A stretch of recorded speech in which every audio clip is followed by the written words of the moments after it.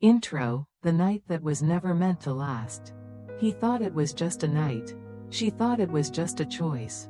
But that night became the story neither of them could ever escape. Adrian Blackwell was a man the world envied. A billionaire CEO with glass towers carrying his name, cars waiting at his command, and a calendar filled with power meetings. Yet when the doors of his penthouse closed, silence followed him like a shadow. His wealth could buy anything except the sound of someone who truly cared. Elena Carter was nothing like him. 24, a literature student, juggling textbooks by day and part-time shifts by night. She wasn't chasing dreams of fortune, she was just chasing rent. Life had carved quiet lines of resilience into her. But she was still learning what it meant to survive in a world that rarely noticed her. Two paths, worlds apart, collided on a night that neither of them had planned. He wasn't looking for love, he was looking for escape. She wasn't searching for destiny, she was simply searching for a way to keep going. The arrangement was supposed to last a few hours. Nothing more, just a transaction under the city lights. But as the night unfolded, something unspoken stirred, in the silence between words, in the fragile glances neither of them meant to give. They found themselves standing at the edge of something larger than either could control. Sometimes life doesn't announce the turning points. They arrive quietly, disguised as accidents, bargains, or mistakes. And by the time you realize what they mean, everything has already begun to change. This was the night that was never meant to last. But it would stay with them forever. If this opening has already touched something inside you, subscribe to Hidden Angle Podcast right now. Because what happens next isn't just a love story, it's a confession of survival, loss, and the kind of healing money can never buy. 1. The bargain under neon lights. The city glowed with its usual arrogance that night, streets buzzing with taxis. Neon signs flickering in reds and blues. People moving fast enough to forget themselves. But beneath the surface of all that brightness, two lives were about to collide. Adrian Blackwell wasn't supposed to be there. A man like him usually dined behind velvet curtains, surrounded by the whispers of polished power. Yet he stood outside a quiet bar on the east side. Jacket loosened, tie undone, eyes carrying the kind of exhaustion money could never cure. He didn't want champagne or company. He wanted silence, but silence is the one thing wealth cannot buy without drawing suspicion. That's when he saw her, Elena Carter. She didn't belong in the shadows. But there she was, leaning against the faint light of a neon sign advertising cheap coffee. A girl with tired eyes, holding a book pressed against her chest like armor. She was waiting for a bus that never came. Her expression unreadable, but her posture spoke of someone used to being overlooked. Adrian's offer came blunt, not romantic, not rehearsed, just raw. One night, no strings. I'll make sure you never have to worry about money again. Elena's breath caught. It wasn't the kind of proposition a girl dreams of hearing. But when rent is late and tuition threatens to crush you, reality steals the luxury of purity. She studied his face, not the billionaire in the news, not the ruthless CEO in headlines, but a man with hollow eyes, offering not lust, but escape. For a moment, she almost laughed at the absurdity.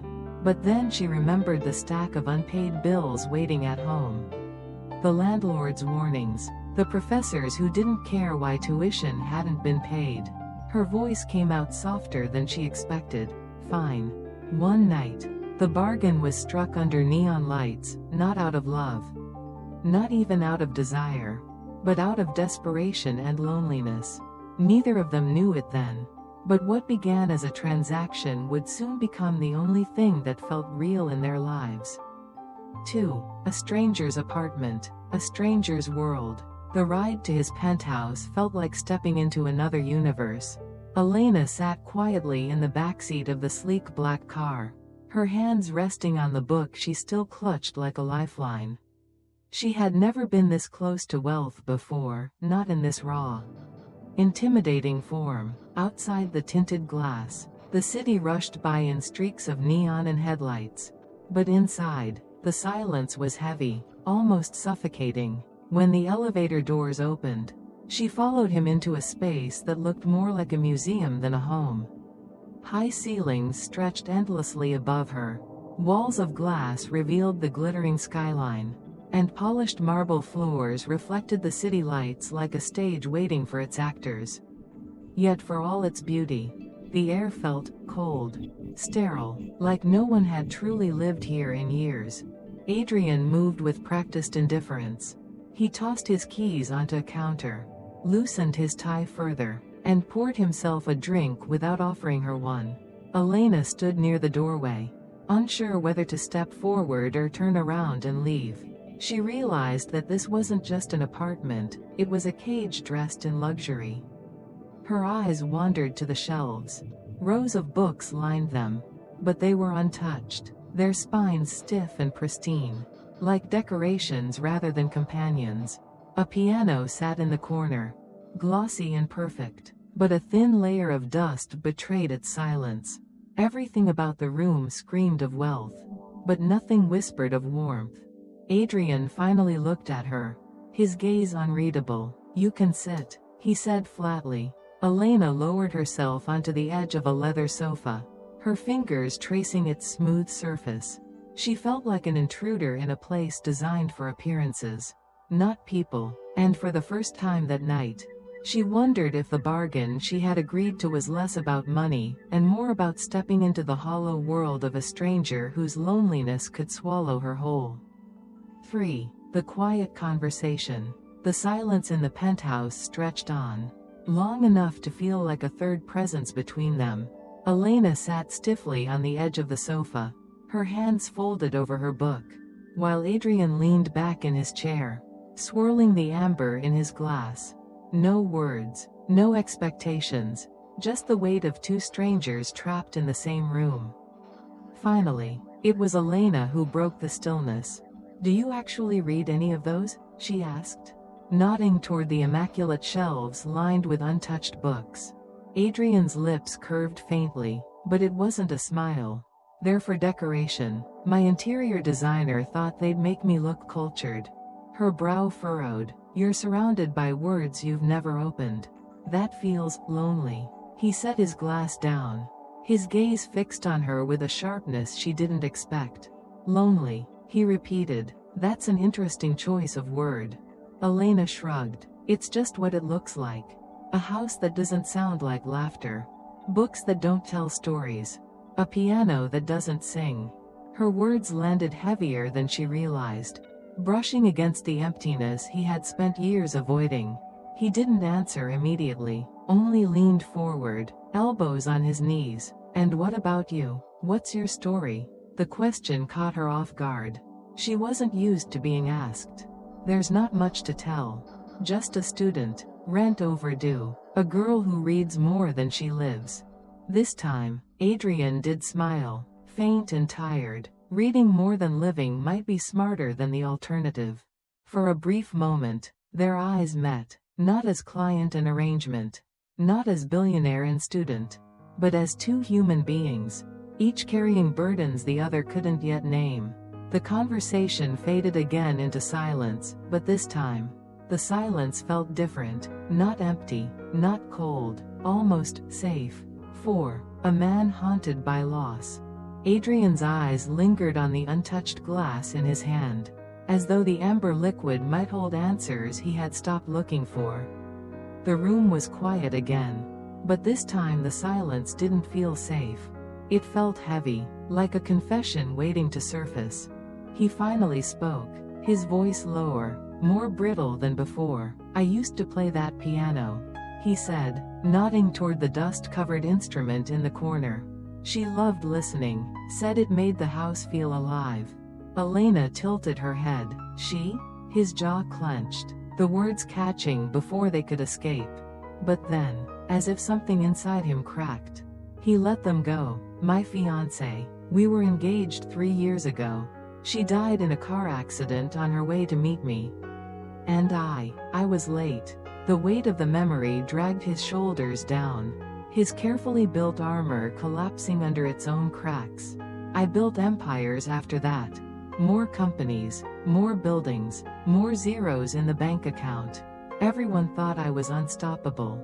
But all I've been doing is running, from the sound of that empty seat beside me. Elena didn't interrupt. She didn't reach out or flood the space with pity.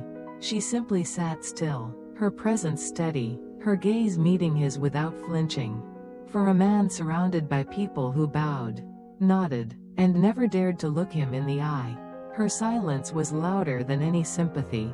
Adrian exhaled sharply, almost a laugh, but it broke halfway. It's funny, isn't it? Money buys everything, except the one moment you'd give it all back for. For a long time, Elena said nothing, and then, softly, maybe you're not running from her. Maybe you're running from yourself. The words hung in the air, delicate yet piercing, and for the first time in years, Adrian didn't argue. He just sat there, haunted by a ghost that no amount of wealth could ever bury. 5. The girl WHO didn't flinch at power. Power usually made people shrink. Adrian had seen it countless times, business partners who nodded too quickly. Assistants who avoided eye contact. Women who mistook his wealth for affection.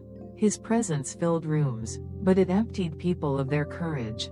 But Elena was different. She sat across from him now. Her posture relaxed but unyielding.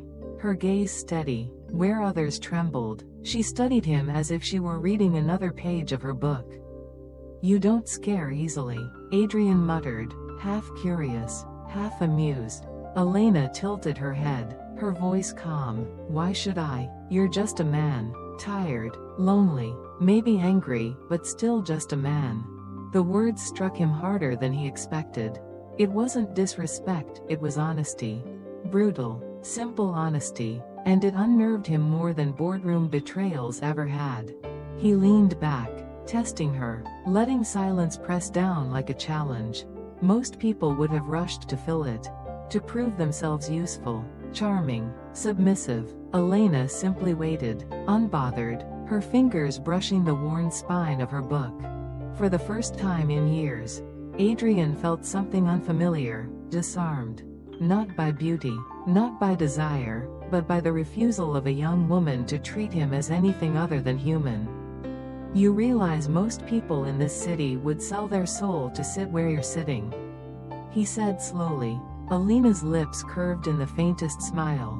"Maybe that's the problem. Too many people forget their soul is worth more than your chair." Her words lingered, sinking deeper than she knew. For a man used to control, her indifference was more powerful than awe. And in that moment, Adrian understood, Elena Carter wasn't here to be impressed. She was here to be seen.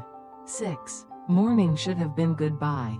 The night faded into a quiet dawn, pale light spilling through the floor-to-ceiling windows. The city below was already awake. But inside the penthouse, time seemed reluctant to move forward. Elena gathered her book and slipped her shoes back on, her body reminding her that this was supposed to be the end. She stood by the door, uncertain if she should say something or simply leave. Her agreement with Adrian had been clear, just one night. Nothing more, but the silence between them had spoken differently, and that unsettled her more than she wanted to admit. Adrian, still in the same chair, watched her with unreadable eyes. He had spent years watching people walk out of his life, investors, lovers, even family, and he had trained himself never to care. Yet this time, as Elena's hand brushed against the doorknob, a strange hesitation rose inside him. "Stay," he said suddenly. His voice wasn't commanding, not like the CEO who bent boardrooms to his will. It was softer, almost uncertain. "At least, stay for breakfast." Elena turned, surprised. For a man who could summon chefs, assistants, or company with a phone call, the request sounded almost childlike.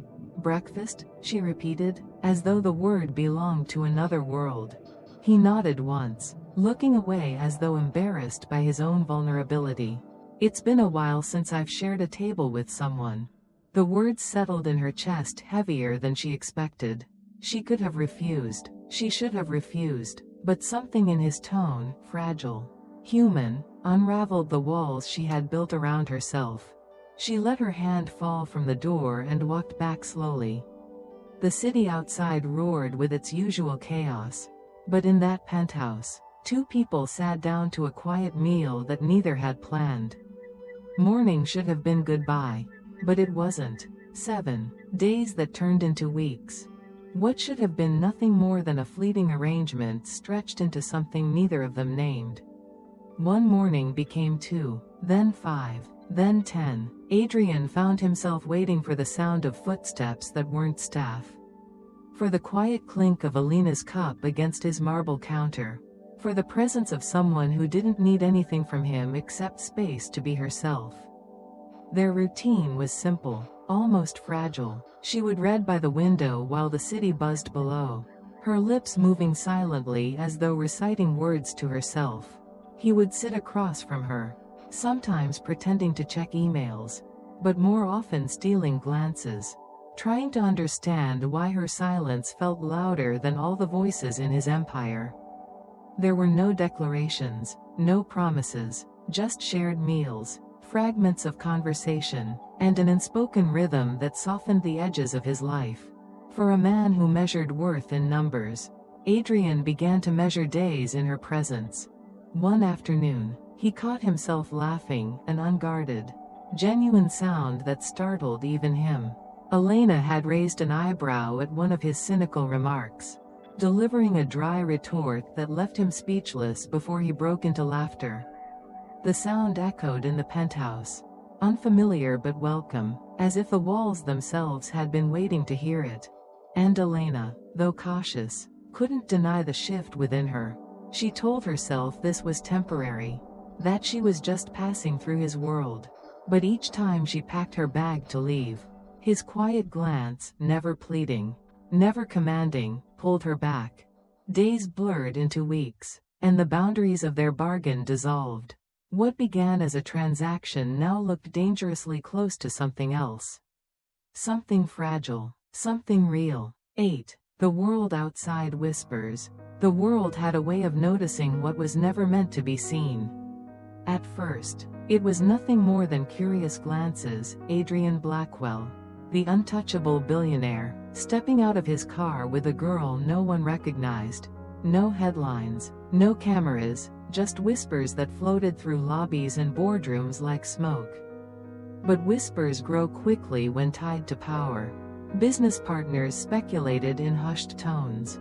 Assistants exchanged looks when Elena entered the building. A man who had always been photographed with models or socialites was suddenly choosing silence with a girl who carried second-hand books in her worn leather bag. Adrian ignored it, or at least pretended to. He walked beside her without hesitation, holding doors open, offering his arm when no one was supposed to notice. For a man who lived by appearances, it was reckless, yet he found he didn't care.